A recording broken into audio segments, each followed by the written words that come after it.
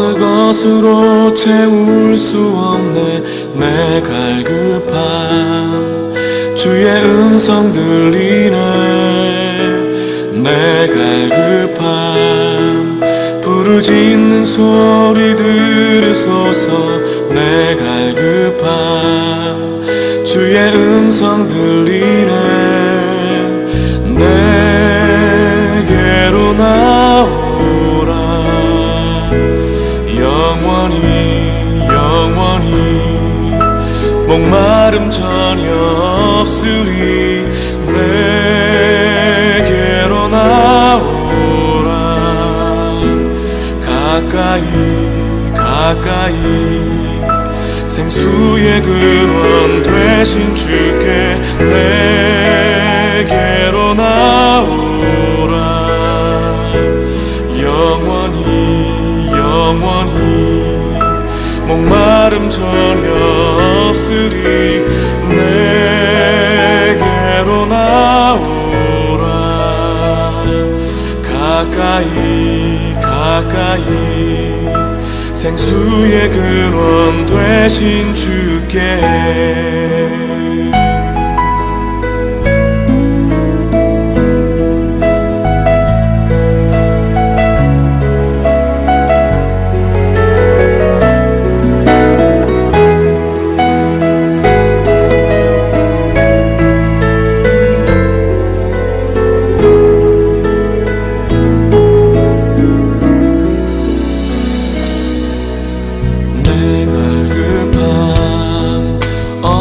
것으로 채울 수 없네 내 갈급함. 주의 음성 들리네 내 갈급함. 부르짖는 소리 들으소서 내 갈급함. 주의 음성 들리네 내게로 나오라. 영원히 목마름 전혀 없으리. 내게로 나오라. 가까이 생수의 근원 되신 주께 내게로 나오라. 영원히 목마름 전혀 없으리. 내게로 나오라.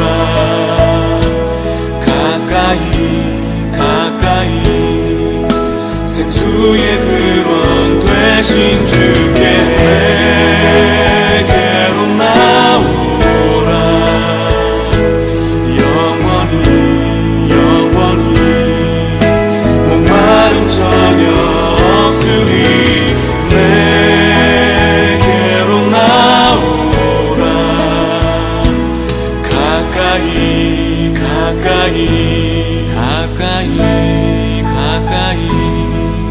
생수의 근원 되신 주께.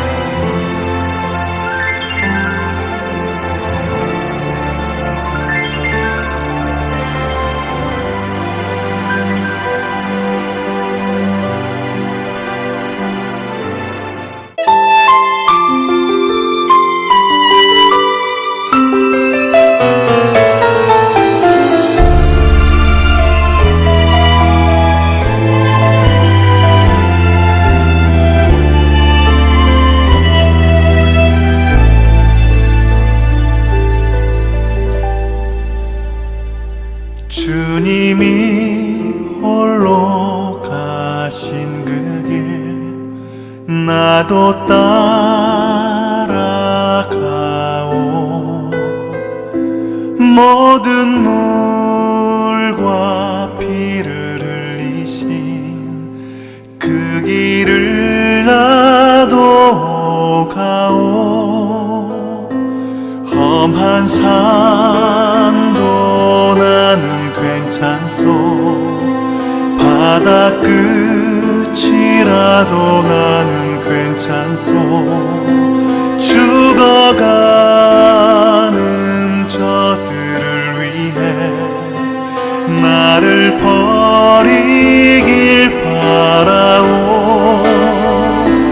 아버지 나를 보내주오.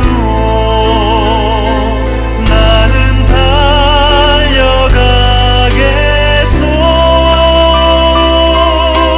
목숨도 아끼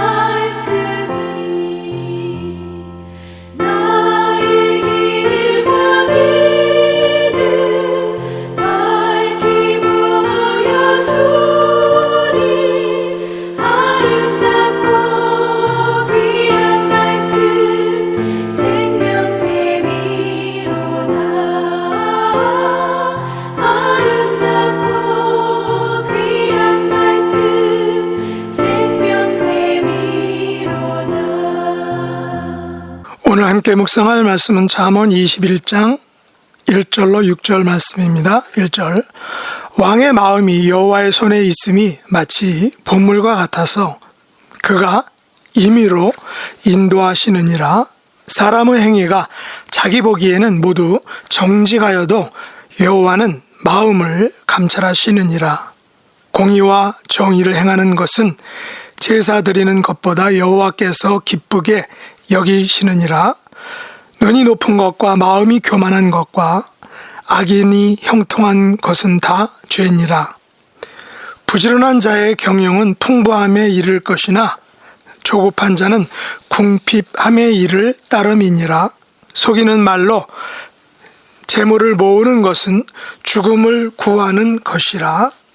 곧 불려다니는 안개니라. 아멘. 오늘 말씀의 제목은 여호와께서 기쁘게 여기시는 것입니다. 오늘 말씀에서 잠언 기자인 솔로몬은 왕의 마음이 여호와의 손에 있다라고 말합니다. 마치 보물과 같아서 여호와께서 임의로 왕의 마음을 인도한다는 것입니다. 왕의 마음이 여호와의 손에 있음을 보여주는 것을 우리는 성경의 역사 속에서 이미 잘 살펴보았습니다. 그것은 바로 느부갓네살과 고레스 왕의 이야기를 통해서죠.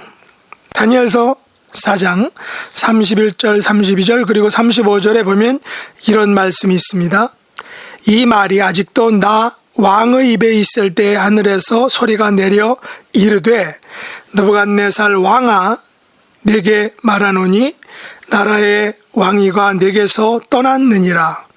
내가 사람에게서 쫓겨나서 들짐승과 함께 살면서 소처럼 풀을 먹을 것이요 이와 같이 7때를 지내서 지극히 높으신 이가 사람의 나라를 다스리시며 자기의 뜻대로 그것을 누구에게든지 주시는 줄을 알기까지 이르리라 하더라 라고 했습니다.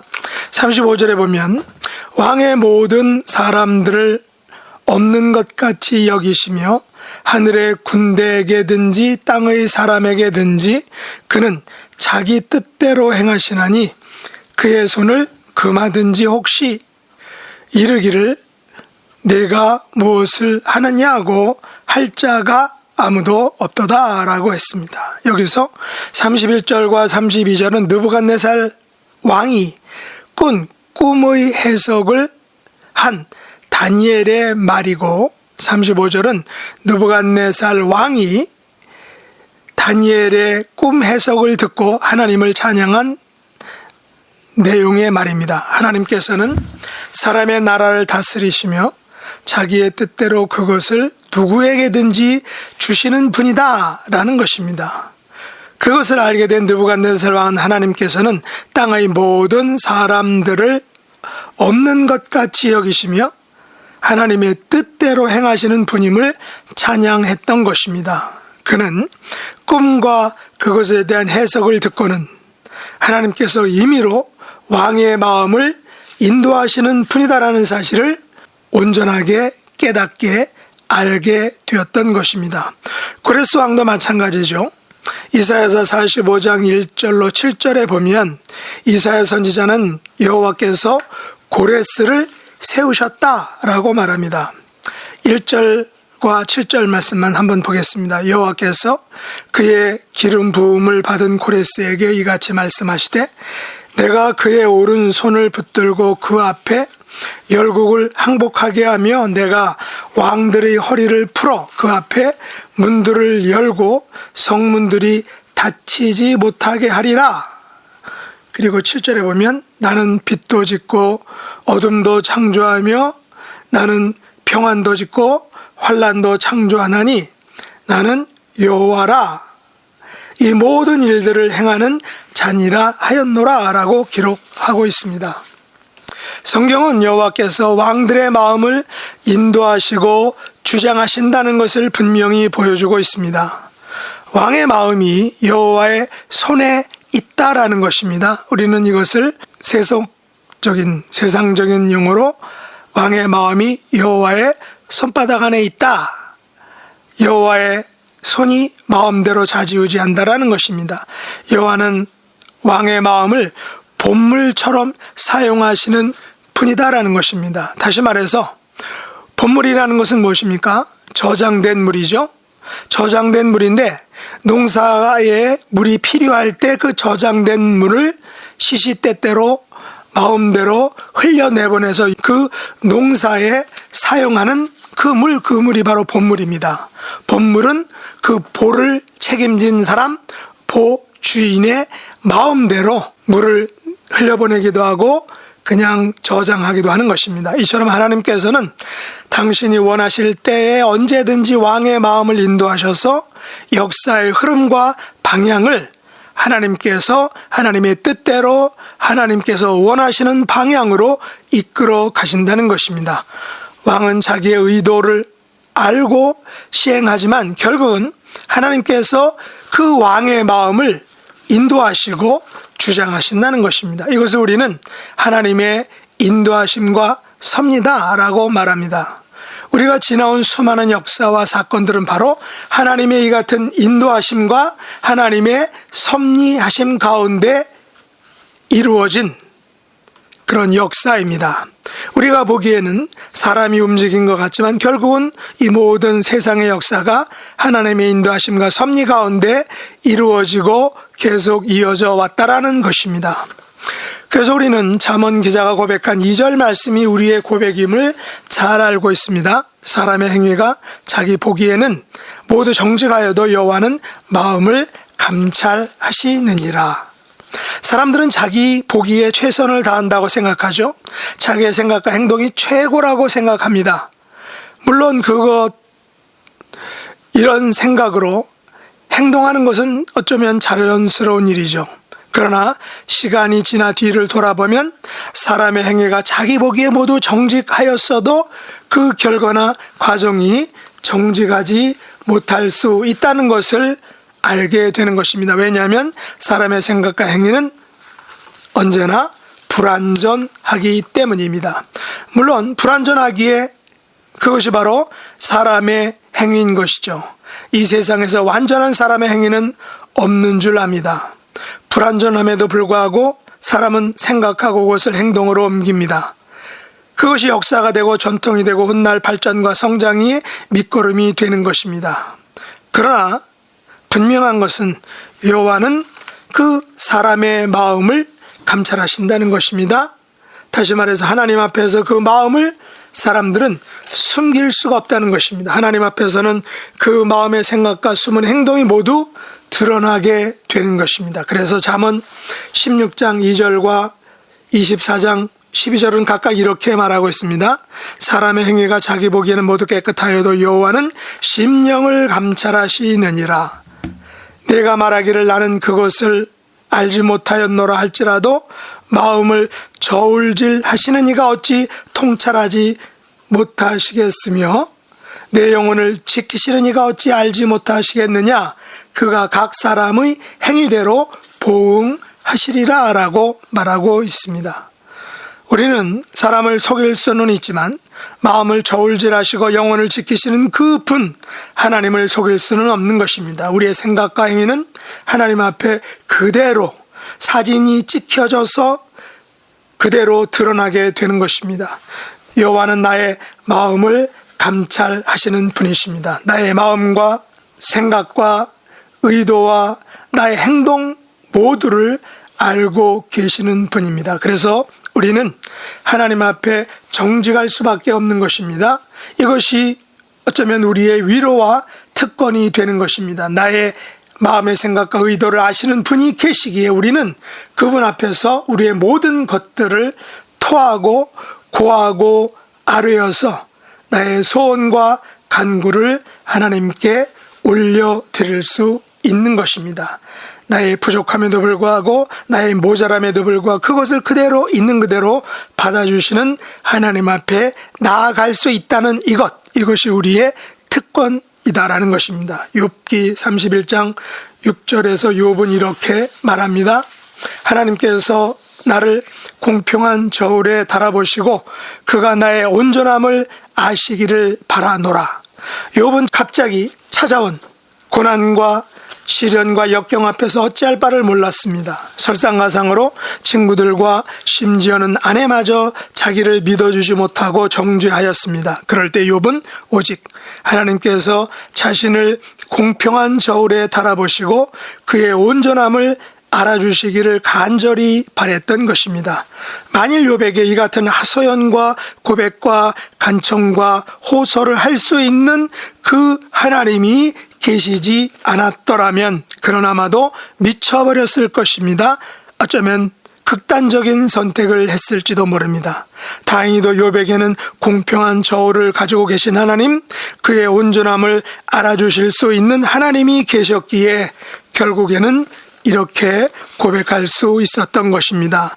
내가 주께 대하여 귀로 듣기만 하였사옵다니 이제는 눈으로 주를 배움나이다. 욥은 하나님을 만난 것입니다.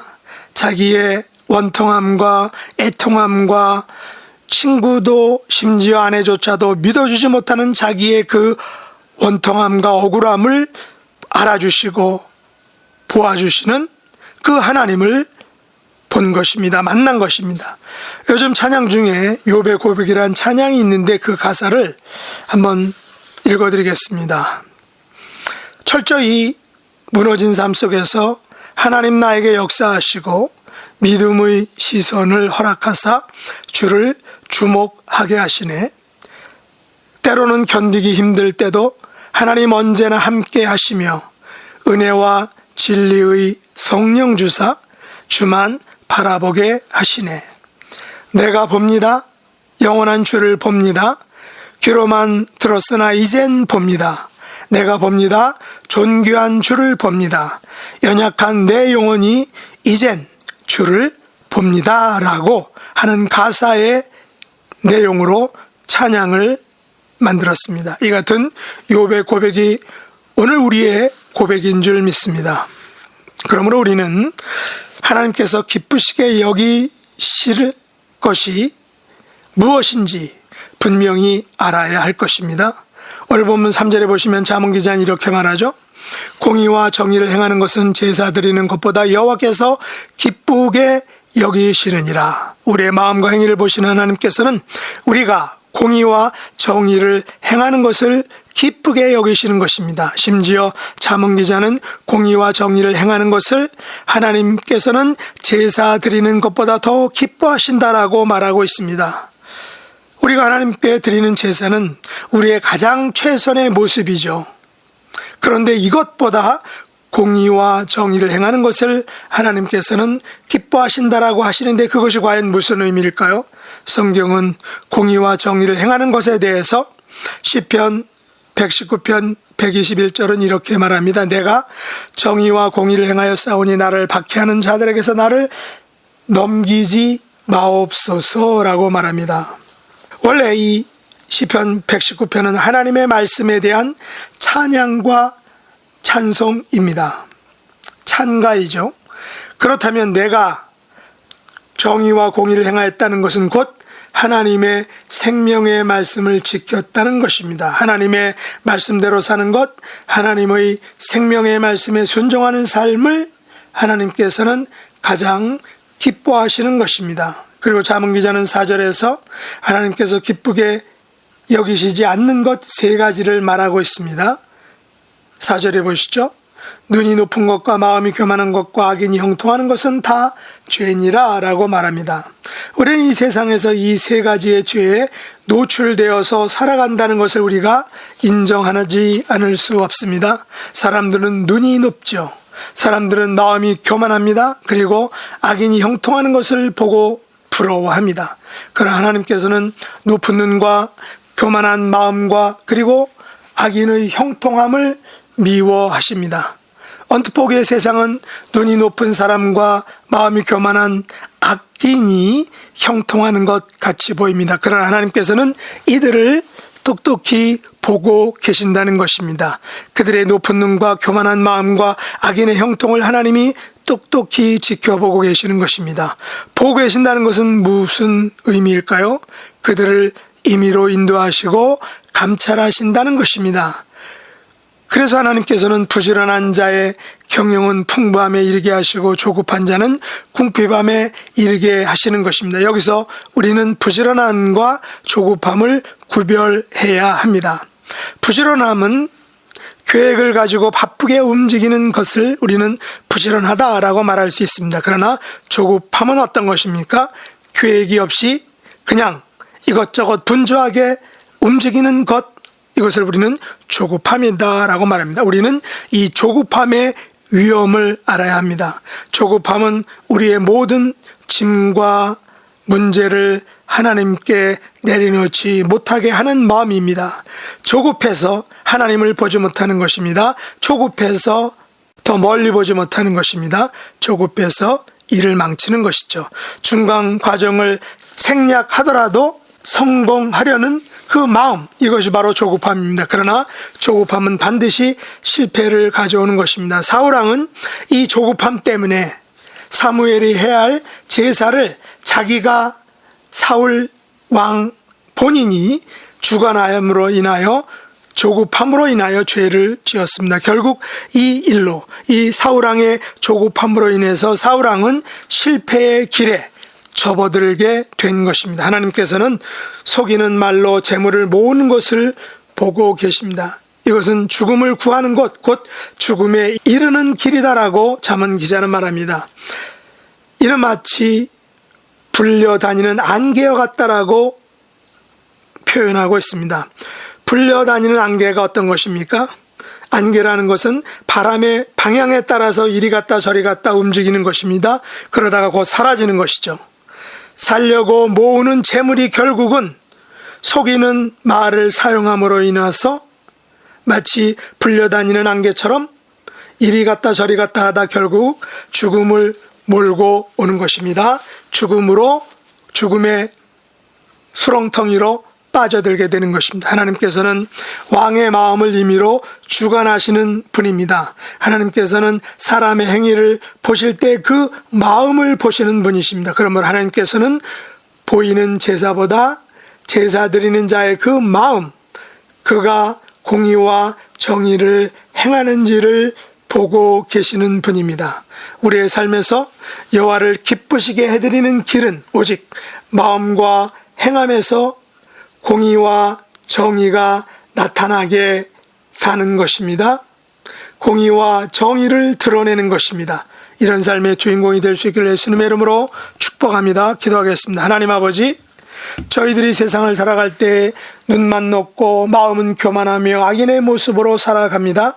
긍휼히 여겨주시어서 마음과 행함에 있어서 공의와 정의를 행함으로 여호와를 기쁘시게 해드리는 성도가 되게 하여 주시옵소서.